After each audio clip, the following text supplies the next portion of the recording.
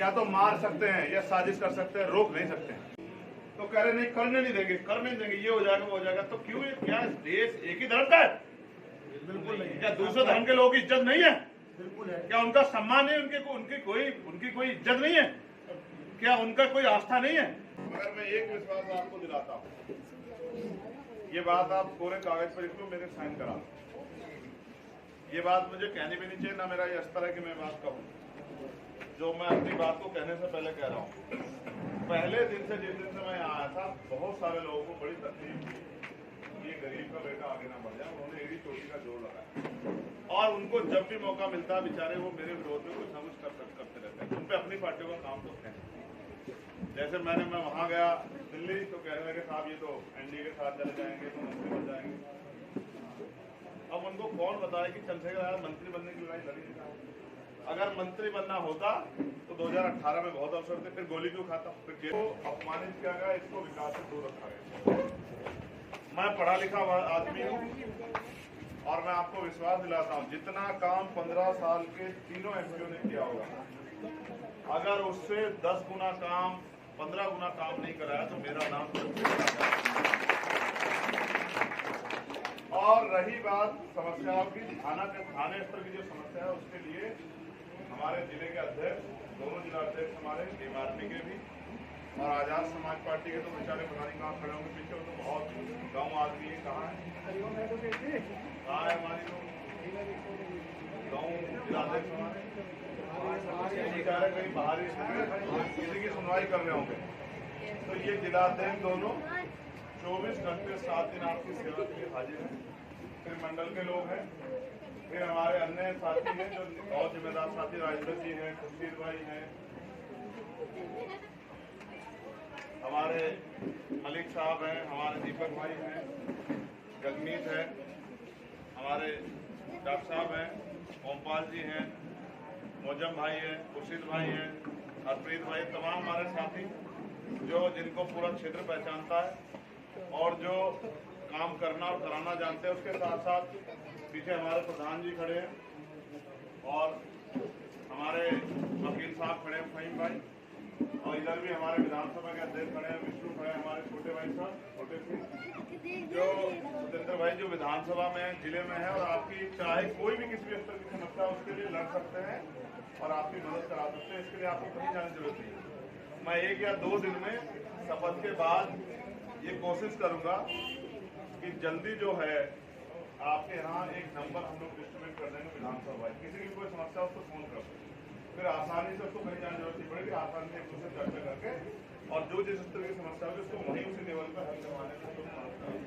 रही मेरी बात, जब सेशन चलेगा तब तो मेरी मजबूरी है कि मुझे दिल्ली में रहकर दिल्ली की सरकार से आपके हक के लिए लड़ना पड़ेगा, लेकिन सेशन के बाद क्योंकि मुझे आपकी ताकत को और बड़ा करना है, जिससे कि इस ताकत के जरिए जो काम लोकसभा के जरिए नहीं हो पाएगा वो काम आने वाले कल में उत्तर प्रदेश की सत्ता द्वारा हो, उसके लिए भी जो है हम लोग संघर्ष करेंगे। मगर मैं एक विश्वास आपको दिलाता हूँ, ये बात आप पूरे कागज पर लिख लो, मेरे साइन करा।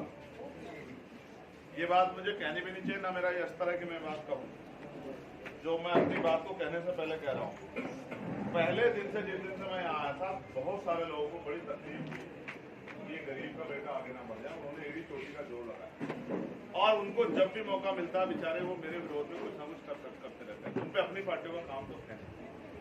जैसे मैं वहां गया दिल्ली, तो कहने लगे साहब ये तो एनडीए के साथ चले जाएंगे तो मंत्री बन जाएंगे। अब उनको कौन बताए कि चंद्रशेखर आजाद मंत्री बनने की लड़ाई लड़ी नहीं। अगर मंत्री बनना होता तो 2018 में बहुत अवसर थे, फिर गोली क्यों खाता, फिर जेल क्यों काटता।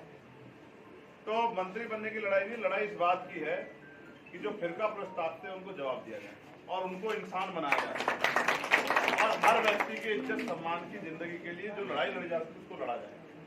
फिर अभी बेचारे क्योंकि अनभिज्ञ है और विरोध करने में इतने मदमस्त, ये भी नहीं पता कि लोकसभा अध्यक्ष जो होते हैं वो पूरी लोकसभा के यानी कि प्राइम मिनिस्टर के भी, नेता विपक्ष के भी अध्यक्ष होते हैं। मेरे नहीं होते अकेले के, वो सबके अध्यक्ष होते हैं। जैसे जिला अधिकारी वो सबके यहाँ जो जिलाधिकारी बैठे हैं वो सबके हैं, वो सत्ता के और विपक्ष से नहीं है, वो हर आदमी का वो है। तो अगर कोई सुनवाई नहीं होगी तो हमें उनके पास जाना पड़ेगा कि साहब ये हमारी समस्या सुनो। वो अलग बात है कि हम में से चुन के वहां गए हैं, लेकिन ये सच है जैसे जो मुख्यमंत्री बनता है वो होता विधायक ही है, चाहे एमएलसी हो चाहे विधायक हो, लेकिन उसको पद इतना बड़ा होता है कि उसी के हाथ में ताकत होती है। और जो प्राइम मिनिस्टर बनता है वो भी एमपी होता है, चाहे राज्यसभा का हो लोकसभा का हो, लेकिन वो प्राइम मिनिस्टर होता है, उस पद की वैल्यू है। तो बेचारे इस पर भी रोने लगे कि देखो चंद्रशेखर उनसे मिला है, तुम्हारे नेता को नहीं मिलने का टाइम मिल रहा, मैं क्या करूँ, तुम्हें जाके मिल लो अगर तुम्हें मिलने का टाइम मिल रहा। तो आप बेचारे एक अनुशासन का लेटर हमारे लोगों ने जारी किया, उस पर भी रोने लगे, देखो ये मिल नहीं रहे। उन्हें ये भी नहीं पता था कि अगले दिन चंद्रशेखर यहीं खड़ा हो, क्योंकि उसका 30 तारीख को प्रोग्राम है, उनको ये भी नहीं पता बेचारों को। देखो आप मुझे बताओ और आप फैसला करो, आपका फैसला सर माथे होगा मेरे, ये बताओ। सब लोग जिम्मेदार बैठे और मैं स्पेशली बड़े जो बैठे उनसे पूछूंगा, बताओ कोई आदमी बिना जानकारी के दिल्ली चला जाए मुझसे मिलने के लिए, उसको ये नहीं पता मैं दिल्ली में कहीं और गया हूँ, और वो बेचारा पैसे खर्च करके जाए और पूरे दिन धक्के खा के वापिस आ जाए, तो ये अच्छा होगा बुरा होगा? बुरा होगा। तो अगर उसको जानकारी हो जाए, उसको पता लग जाए कि भाई 4 बजे मिलेंगे तो 4 बजे चला जाइयो, तो आराम से मिलकर अपने घर आ जाए अपने बच्चों में, अच्छा होगा बुरा होगा? तो उनको क्या हुआ, उनको बेचारों को बड़ी तकलीफ, जो 15 साल में 5 दिन जनता के बीच नहीं आए, वो हाथ जोड़ जोड़ के कह रहे हैं साहब कि हमारे दरवाजे खुले। भाई आपके दरवाजे खुले, बंद भी होते होंगे, हम तो वो हैं जिनके घरों में दरवाजे ही नहीं, जो जनता के लिए फरमाने के खुले हैं। इन्होंने दरवाजे भी, दिल के दरवाजे भी, घर के नहीं दिल के दरवाजे भी खोल रखे हैं, ठीक है। तो असल में समस्या ये उनको ही लगता है कि अब राजनीति बदलेगी। इसका मैं उदाहरण देके बताता हूँ आपको। और देखो, मुझे इस बात कहने में कभी कोई हर्ज नहीं होगा, अर्पित भाई याद रखना मेरी बात को। आज कह रहा हूँ ये जल है जल, मैं अपनी बात से फिर नहीं सकता हूँ। मैंने ये बात पूछी नेशनल मीडिया पे, अगर आप में से कोई जितने लोग बैठे अपने किसी नेता से पूछे, पुराना नहीं थे, किसी हैसियत का हो, अगर उसके अंदर हिम्मत हो तो सवाल मुझसे दिखाए जो मैंने पूछा। भाई हिंदू धर्म की आस्था का, देश सबकी धर्मों की आस्था का सम्मान करता है। हिंदू धर्म की आस्था है, 10 दिन कांवड़ चलता है, सारे होटल बंद होते हैं, अस्पताल बंद होते हैं। कई बार ऐसा हो कि अस्पताल जाना होता है लेकिन उनका साहब जा नहीं सकते, कहीं और को जाते हैं, परेशान होते हैं। लेकिन क्योंकि उनकी आस्था को ठेस न पहुंचे और उनकी धर्म में कोई रिकॉर्ड ना, तो लोग सहते हैं उसको, ऐसे नहीं कहते। लेकिन 20 मिनट अगर ईद वाले दिन नमाज हो रही है तो कह रहे होने नहीं देंगे, ये वहीं पढ़ो, ये वहीं पढ़ो। आप मुझे बताओ, ये सामूहिक होती है, ईदगाह पे होती है, तो सब लोग इकट्ठा होते हैं, तो कह रहे नहीं करने नहीं देंगे, करने नहीं देंगे, ये हो जाएगा वो हो जाएगा। तो क्यों, क्या देश एक ही धर्म का है? बिल्कुल नहीं। क्या दूसरे धर्म के लोगों की इज्जत नहीं है? बिल्कुल है। क्या उनका सम्मान नहीं, उनकी कोई इज्जत नहीं है? क्या उनका कोई आस्था नहीं है? तो सब नहीं जानते ये बात गलत, लेकिन किसी की हिम्मत नहीं है, किसी को बुरी लगी, हिंदू धर्म के किसी व्यक्ति को बुरी लगी ये बात। अगर 20 मिनट उनकी नमाज के लिए व्यवस्था हो जाए, 20 मिनट को अगर रास्ता बदल जाए, किसी को बुरा लगेगा। और अगर कोई कहता है हिंदू धर्म को मानने वाला व्यक्ति कि भाई मैं इससे सहमत नहीं, तो वो भी अपने धर्म के साथ नहीं है। क्योंकि अगर उनका मजहब ये सिखाता हो कि किसी दूसरे को परेशान करके या उसको पीड़ा देकर खुश हो, तो ये मैं नहीं मानता इस बात को।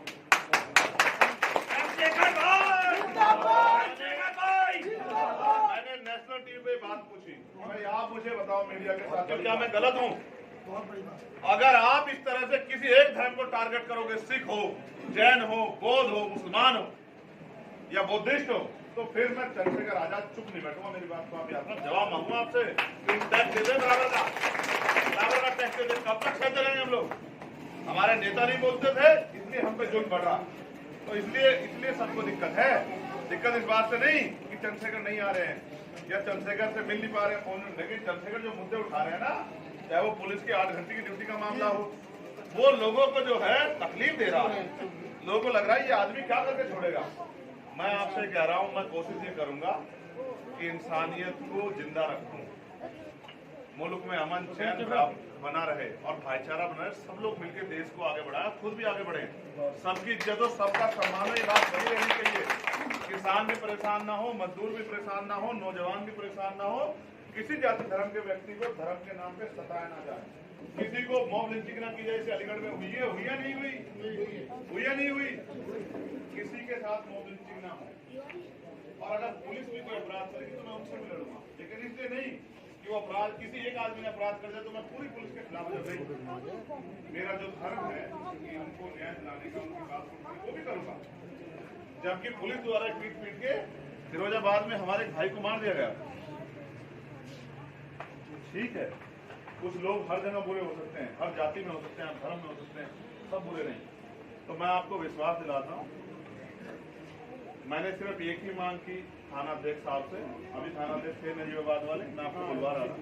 मैंने उनसे ये नहीं कहा कि मुझे आपसे कोई पैसा चाहिए, किसी और चीज चाहिए, मैंने उनसे कोई वो नहीं कहा। मैंने उनसे एक बात कही कि अगर आपके थाने में कोई आए, वो किसी जाति का हो, किसी धर्म का, तो आप उससे इज्जत का व्यवहार करना। मदद कर पाओ ना कर पाओ अलग बात, जो जायज है उसके लिए तो मदद करनी पड़ेगी, और जो गलत है उसके हम भी नहीं कह रहे किसी गलत की मदद करो, लेकिन जब वो थाने में आए तो जाति धर्म के आधार पे उसके साथ अपमानजनक रवैया नहीं होना चाहिए। आपके कहा नहीं कहा भाई, कहा कि अगर मैं भी ये नहीं करा पाया तो फिर बेकार है।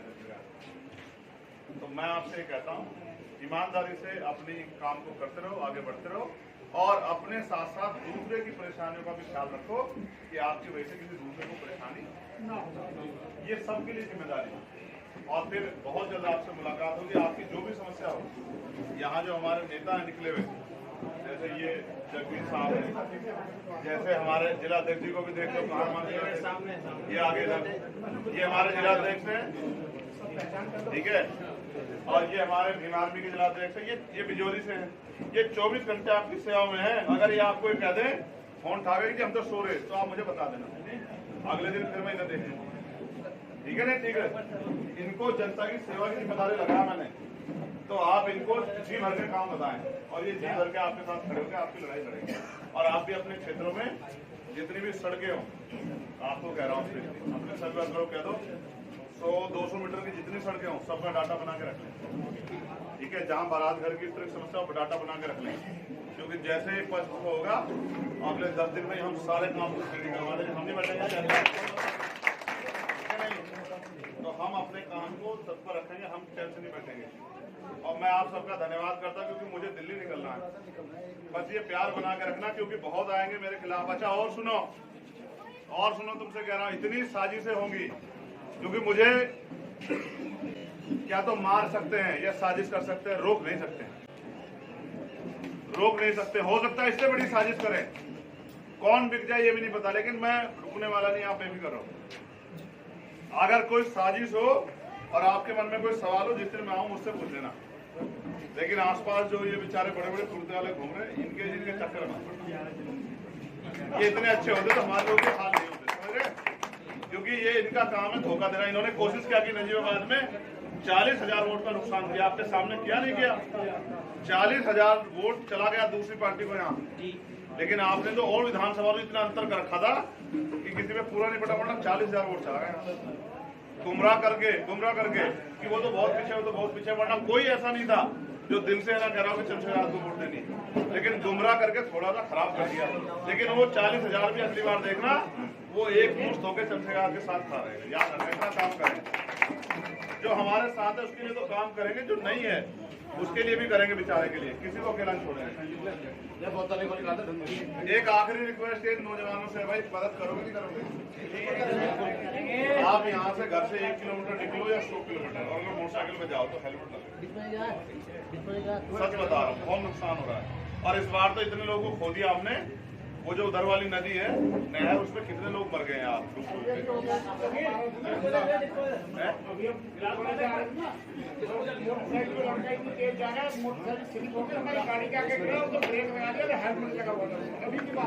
मेरा आपसे हाथ जोड़ के निवेदन है मेरे भाइयों से कि भाई जब भी आप मोटरसाइकिल पर निकले, क्योंकि आप बहुत अच्छे ड्राइवर होते, पिछले वाला आपको टक्कर मार दे जो हेलमेट लगाए, ठीक है? और मैं आपसे जानना चाहता हूँ भाई, चलो भैया चलिए हटियो।